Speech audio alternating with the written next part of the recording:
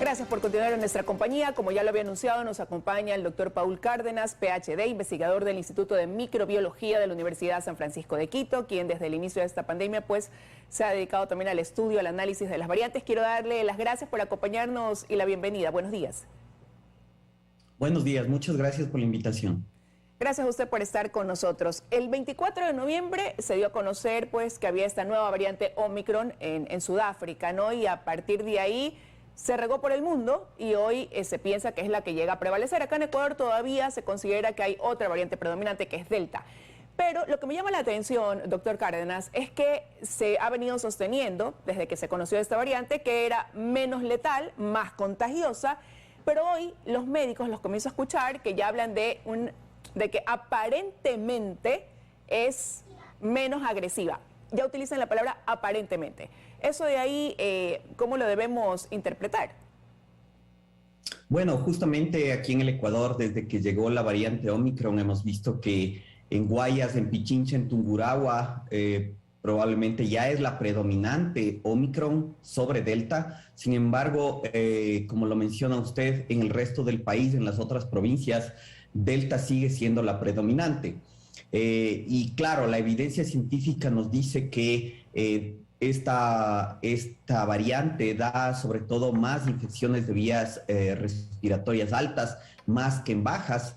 Sin embargo, lo que nos preocupa es su alta contagiosidad. ¿Y qué es lo que pasa? Si infecta a muchas personas a la vez, esto puede hacer que, aunque sea una mínima proporción de estas personas desarrollen una enfermedad grave, en países como el nuestro se puedan llegar a saturar los servicios de salud. Entonces, no es lo mismo tener una variante que sea altamente transmisible y poco mortal que una que sea muy mortal pero poco transmisible. Más nos preocupa a los epidemiólogos, más nos preocupa a los médicos aquellas que son más transmisibles. Pero se puede decir, doctor, que hay la certeza de que Omicron efectivamente tiene esa característica que no lleva a otra complicación. Se lo pregunto porque hay mucha gente, y no sé, quizás hasta usted lo ha escuchado, dice, bueno, si me voy a contagiar que sea con Omicron y ya, porque parece que a todos finalmente nos terminará llegando la hora del contagio y que sea con esta variante que es la menos peligrosa hasta el momento.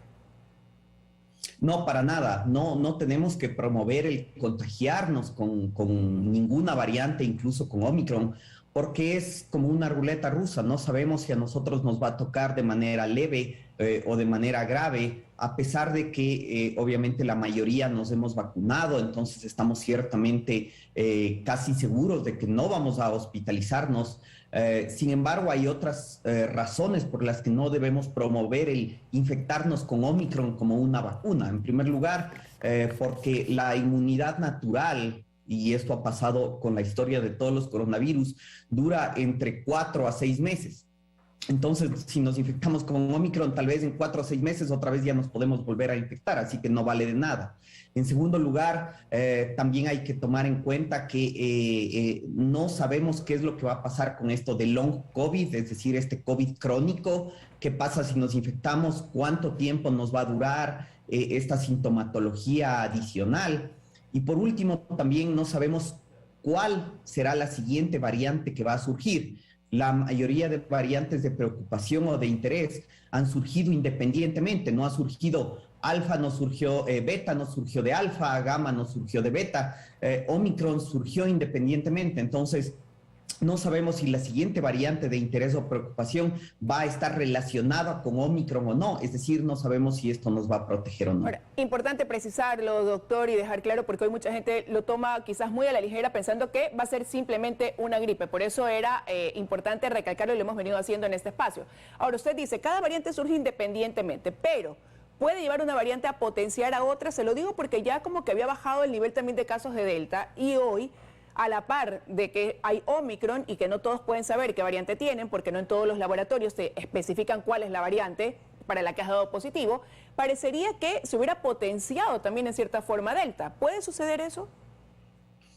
Más que una variante potenciar a la otra es el comportamiento social, es lo que ha potenciado que aumente de nuevo Delta. Desde noviembre incluso antes de que llegue Omicron aquí al Ecuador, con el feriado de noviembre empezaron a aumentar los casos, peor aún después la final de fútbol en Guayaquil, las fiestas de Quito, lo que pasó en Navidad y fin de año. Entonces, en muchos sitios han aumentado los contagios y las variantes que han estado circulando en estos sitios ha sido Delta. Entonces, por ende, también han aumentado los casos de Delta.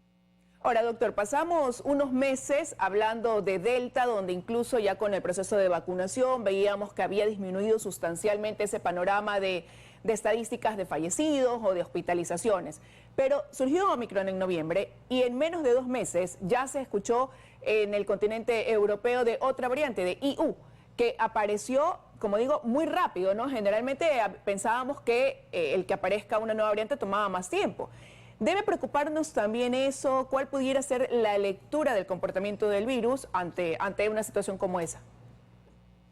Bueno, las variantes están surgiendo todo el tiempo, no es algo nuevo, no es algo que nos tenemos que asustar. Y en realidad surgió antes que Omicron, en Camerún y después detectada en estos pacientes en Francia. Y claro, es una variante que tiene montones de mutaciones. Sin embargo, nunca llegó a despuntar como Omicron. Vamos más o menos 20 casos de esta variante descubierta o descrita por este grupo de la Universidad de Marsella. Sin embargo, Omicron en 2 semanas desplazó a todas las otras variantes en Sudáfrica. Entonces, que sigan surgiendo variantes con muchas mutaciones no es tan importante si es que estas no despuntan en términos de contagios, si no vemos algo raro. Hace unos meses, recordemos, surgió Delta Plus y dijimos ya nos fregamos, o recientemente surgió también una variante Omicron, pero con 90 mutaciones en vez de 50. Pero esto, como digo, pasa todo el tiempo, hay que estar pendientes por obvias razones, pero no hay que causar alarma hasta no determinar que esta variante sea más contagiosa o no. Quizás es un poco complicado, ¿no? No alarmarnos cada vez que escuchamos una nueva variante porque decimos no terminamos de salir de una y no le vemos un fin a esta pandemia. Y en torno a eso surge también esto que se ha denominado flurona, que es la combinación de gripe con COVID, que lo veíamos más lejano, pero por ejemplo ya hay 3 casos en Perú. Acá en el Ecuador hay muchas personas que resulta que se hacen la prueba y les sale negativa y dicen, bueno, lo que tengo es una gripe muy fuerte, pudiera ser que ya también tengamos entonces esto denominado flurona acá en el país. Si de ser así, me adelanto también a hacerle otra pregunta en esta, ¿qué tan complicado se hace el cuadro al combinar gripe, influenza con COVID al mismo tiempo? Sí, hay que tomar en cuenta que flurona no es una nueva variante, simplemente es una persona que está infectada con COVID-19 y con influenza. Recordemos, ambos virus estacionalmente circulan en estos meses aquí en el país. Lo bueno es que para cualquiera de las 2 infecciones hay vacunas, entonces podríamos y deberíamos vacunarnos también contra la influenza para evitar el contagio de la influenza. Como digo, no es una nueva variante, no es nada nuevo. Probablemente hay casos aquí también de personas con COVID y con influenza a la vez. Recordemos, hace unos meses se decía ahí el COVID-dengue aquí. Y claro, es una persona que tiene las 2 infecciones a la vez. Y obviamente esto es riesgoso para esta persona tener 2 infecciones virales que probablemente pueden complicarse. Sin embargo, no hay que tomar como que es una nueva mutación del virus, etcétera. Y claro, esto, la IHU, etcétera, muchas veces que vemos en las comunicaciones de prensa, nos podrían hacer pensar de que cada vez estamos peor. Y por eso también es importante estos espacios que se dan a investigadores, porque muchas veces los investigadores traemos malas noticias, pero en otras tenemos que apaciguar estas noticias que en realidad lo único que hacen es causan alarma desmedida. Y desde su punto de investigador, precisamente, doctor, también han comenzado a surgir una serie de criterios y quisiera conocer el suyo, ¿no?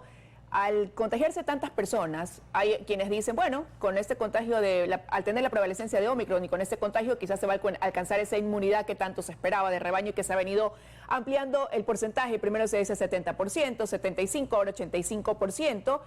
¿Qué quizás nos debe esperar? ¿Cuál pudiera ser esa proyección para el 2022? Otros dicen que con Omicron pudiera comenzar a ser el fin de esta pandemia. ¿Cuál es su punto de vista ante todo esto?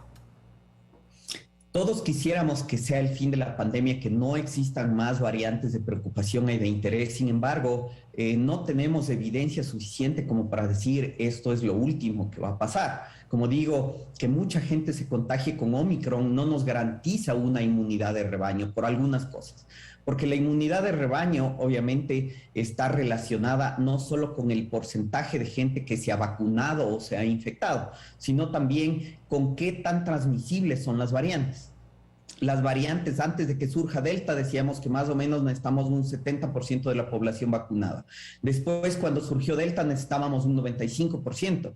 Esta variante Omicron es 3 veces más contagiosa que Omicron. Y además de eso, también la eficacia, por ejemplo, de las vacunas o de la inmunidad natural, es decir, por haberse infectado, ha disminuido con Omicron. Entonces, lastimosamente, al momento no vamos a poder alcanzar inmunidad de rebaño, sino hasta que se saquen nuevas versiones de las vacunas que tengan una mejor eficacia contra esta variante que escapa al sistema inmune.